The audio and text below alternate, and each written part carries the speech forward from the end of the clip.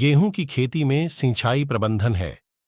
जरूरी अधिक उपज के लिए गेहूं की फसल को 5-6 सिंचाई की जरूरत होती है। पानी की उपलब्धता, मिट्टी के प्रकार और पौधों की आवश्यकता के हिसाब से सिंचाई करनी चाहिए।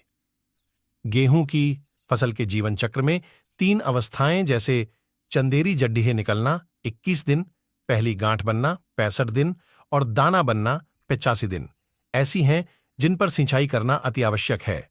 यदि सिंचाई के लिए जल पर्याप्त मात्रा में उपलब्ध हो तो पहली सिंचाई 21 दिन पर, इसके बाद 20 दिन के अंतराल पर अन्य 5 सिंचाई करें। नई सिंचाई तकनीकों जैसे फव्वारा विधि या टपका विधि भी गेहूं की खेती के लिए काफी उपयुक्त है। कम पानी क्षेत्रों में इनका प्रयोग बहुत पहले से होता आ रहा है, लेकिन जल की बाहुल्यता वाले क्षेत्रों में भी इन तकनीकों को अपनाकर जल का संचय किया जा सकता है और अच्छी उपज ली जा सकती है। सिंचाई की इन तकनीकों पर केंद्र व राज्य सरकारों द्वारा सब्सिडी के रूप में अनुदान भी दिया जा रहा है। किसान भाइयों को इन योजनाओं का लाभ लेकर सिंचाई जल प्रबंधन के राष्ट्रीय दायित्व का भी निर्वहन करना चाहिए।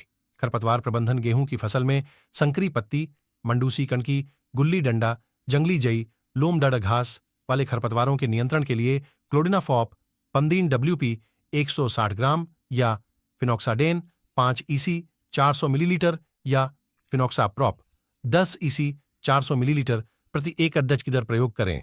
यदि चौड्ढी पत्ती, बथुआ, खरबाटू, जंगली पालक, मैना, मैथा, सोंचल, मालवा, मकोई, कृष्णनील, प्याजी, चटरी मटरी वाले खरपतवारों की समस्या हो तो मेटसल्फ्यूरॉन 20 WP 8 ग्राम या कार्फेंट्राजोन 40 WDG 20 ग्राम या 2,4 D28 EC 500 मिलीलीटर प्रति एकड़ DDH की दर से प्रयोग करें।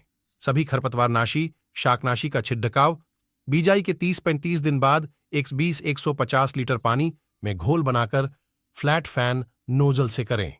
करनाल बंट प्रबंधन के लिए फसल में बाली निकलने के समय प्रोपिकोनाजोल 25 EC नामक दवा की 0.1% 1.0 मिलीलीटर मात्रा का छिड़काव किया जा सकता है।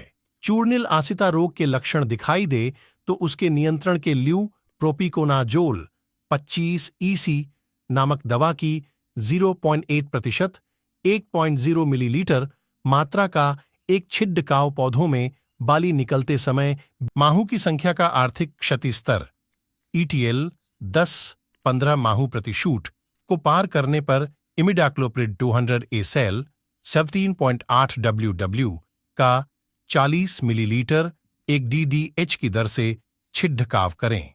कटाई और भंडारण का सही तरीका जब गेहूं के दाने पककर सख्त हो जाएं और नमी की मात्रा 20% से कम हो जाए तो कंबाइन हार्वेस्टर से कटाई, मरहाई एवं ओसाई एक साथ की जा सकती है।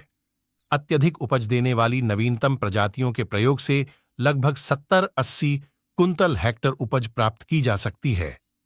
भंडारण से पहले दानों को अच्छी ताकि औसतन नमी 10-12% के सुरक्षित स्तर पर आ जाए। टूटे एवं कटे फटे दानों को अलग कर देने से भी मध्यम कीटों के नुकसान से बचा जा सकता है। अनाज भंडारण के लिए GI शीट के बने बिन्स, अंश साइलो एवं कोठिला का प्रयोग करना चाहिए तथा कीट डांछों से बचाव के लिए लगभग 10 कुंतल अनाज में 1 टिकिया एल्यूमिनियम फाइनस्फाइड की रखें।